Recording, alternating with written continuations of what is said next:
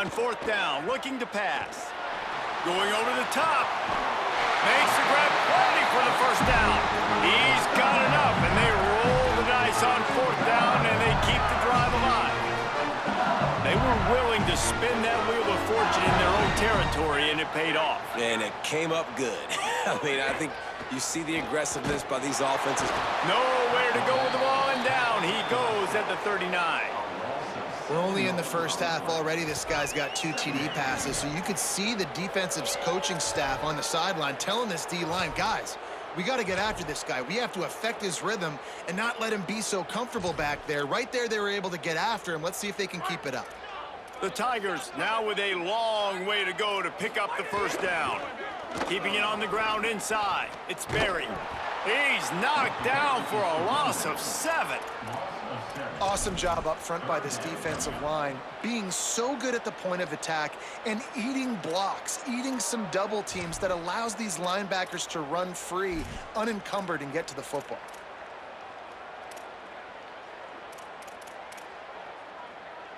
And whatever they did on first and second down, don't do that anymore. Third and very long coming up. Might be calling a hot route. On third and long, he'll need to push it downfield. Looking left.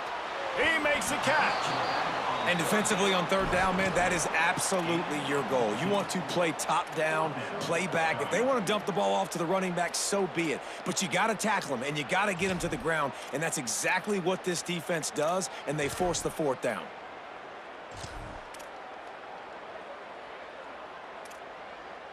Field goal unit's not coming out here, guys. I think they're going to go ahead and go for it on fourth and long.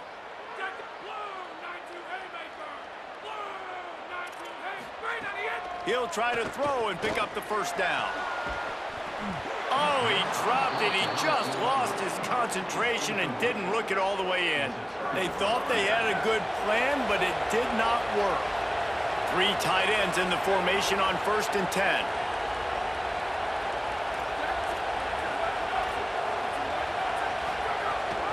Running inside, it's Smith. They didn't get a push at all on that one. It'll be no gain on the play. Timeout called by LSU. That's their second. And they'll still have one in their pocket for what's left in this first half.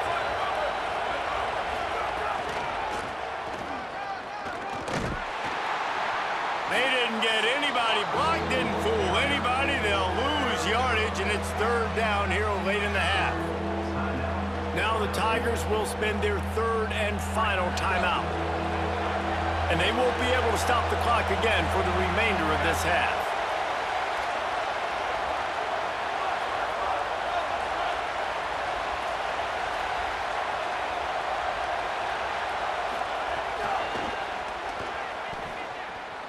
Here's a little room there.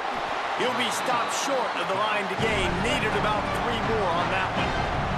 Offense staying on the field there in hurry up, looking as if they'll go on fourth. Running into the open space. They're working their way toward midfield. He's out of bounds at the 46. In your own territory, fourth down, no problem at all. They just go for it again. What about you, Reese? Are you going for that? Yeah, man. The Buckeyes have it with a first and 10.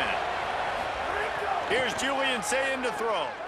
He's going for it all. Knocked away at the last minute, and that is precision defensive back play there. I don't know about the decision that time by the quarterback. He may have been expecting man coverage, but that time the defense was in zone, and they did a really nice job closing the window. The intended target was not open, and that's why that one fell incomplete. Backed up now, here's second and long. Got it behind the line. It's Johnson. Oh, he's got some space. And he's bounced out of bounds, but not before a very productive pickup. That receiver found the open space in the zone coverage, and as a defense, honestly, you just throw your hands up on that because they covered it pretty well. It was just a good play call and really nice execution. And the Buckeyes come to the line with a fresh set of downs thanks to that last connection in the passing game.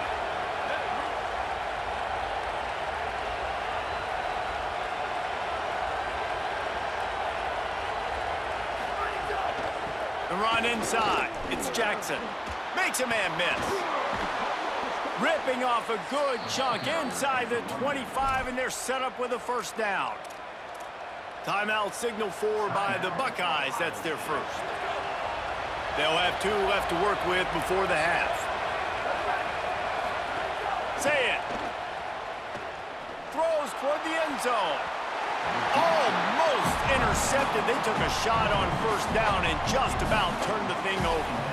Well, you knew you were going to see it in this game, throwing the go route to one of the fastest players in all of college football. This receiver strikes fear in the heart of every defense because he's got elite track speed. He's going to blow the combine up in the 40-yard dash because of his wheels. Not able to connect with the quarterback on that one, but you know he has the defense's attention. Just drives it between the uprights. And that lead grows even bigger. And you want a touchdown and you want to be aggressive, but man, right down the middle, that obviously gives me some confidence down the road that I can trust this guy. And as we work our way toward halftime, timeout on the field. Not much drives more anxiety than waiting to see if the hands team can corral the onside kick, and they do. One more snap coming before halftime. He just couldn't hold his water long enough at the line of scrimmage. It'll be a penalty. So the decision has been made, and the coach will take the penalty. So frustrating for an offense to just give away yards with false start penalties.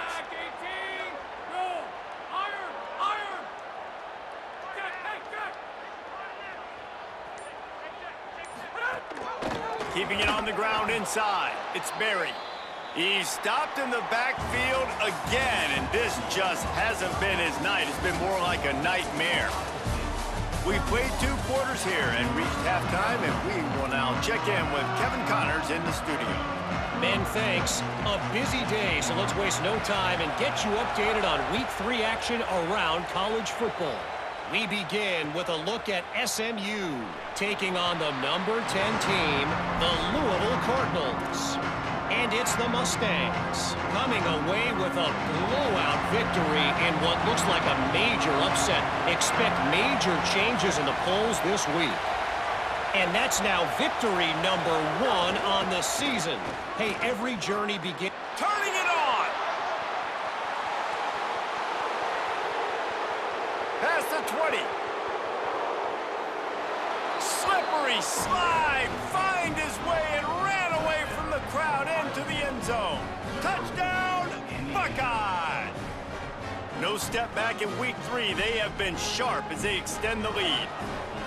Have yourself a day, young fella. You know why they handed him the ball a lot? Because he did that. That's his 4th trip to pay dirt. This dude has shown you a little bit of everything.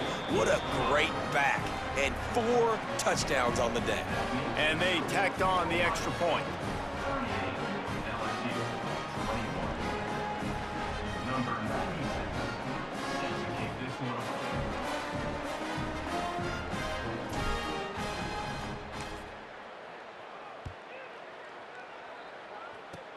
Oh, look at Mr. Hands taking the squibber inside the 30.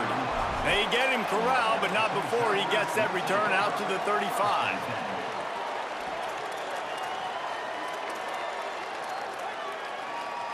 The Tigers sending out their offense ready to get this drive started. When you're facing a deficit like this one to start the second half, you really can't afford to waste a single possession. Fresh start here in the second half. That's the only way you can look at this if you're on offense. Things did not go your way there in the first half. It starts with one play. To get our confidence going, we just got to get something going early here on this drive. One play, stay aggressive. Now I think I can be even more aggressive on 4th downs because obviously I've built... Might have a chance. He's across the 50 and out of bounds at the 49, and a great pickup on that one. LSU quick to the line. And that is why this guy is a true dual-threat quarterback. You've seen him all game, hurting them with his arm, already over 200 yards passing. And how about his running ability now? And flashing that on the option play. There's a variety of ways he can take the game over, and the defense is figuring that out fast. Death Valley has a well-earned rep of being in intimidating. It is nice to be the quarterback, to have everything on your side. And have everything quiet. It's the loudest place by far that I ever played.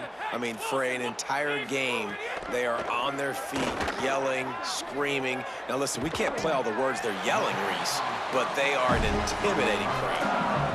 This offense was just hoping for one big play. They finally got it. They're trailing big in this game, and they needed that pitch and catch to put them on the doorstep to make this a game again. Give them credit. They never lost their confidence. They never stopped being aggressive, and finally, two guys hook up. Massive play for the offense. In the red area, it's Barry. Stopped at the 13-yard line as they try to turn this into points. Going to work in the red zone, they can't pick up the first down without getting it into the end zone. He's going to lose a yard on that one. 3rd and 6 yards to go. To the air, it's Levitt. Fires into the end zone. It's picked off, and they ruin the drive with a turnover. Looking for more room. He'll be stopped, but not before getting the football and picking up big yardage on the return. What a play there. And the defense hasn't made many plays today, but who can make those plays late? And this place got really, really quiet just now. They made the big play. They forced the INT, and now a chance to build on this lead and make this place even quieter. Defense showing blitz here.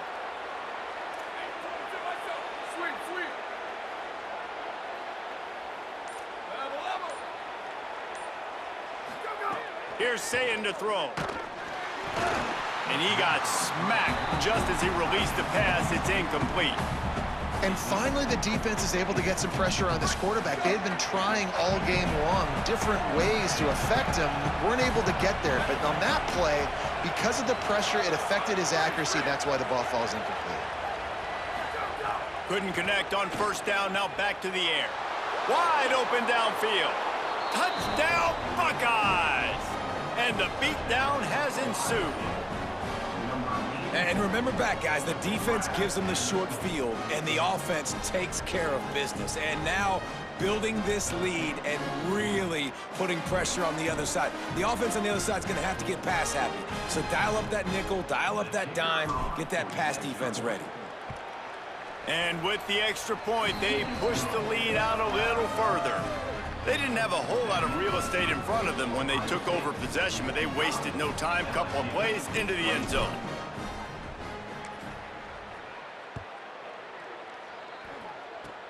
Oh, look at Mr. Hands taking the squibber inside the 30.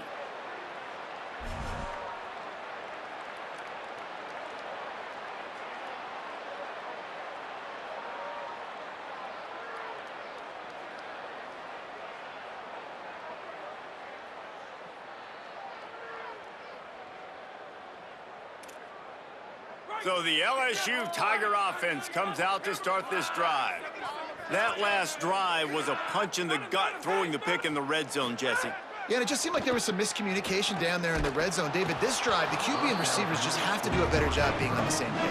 Yeah, and I think you pull the positives, right? We moved the football down the field. We had a chance to score, but we can't let those opportunities slip between our hands. Let's go get some points.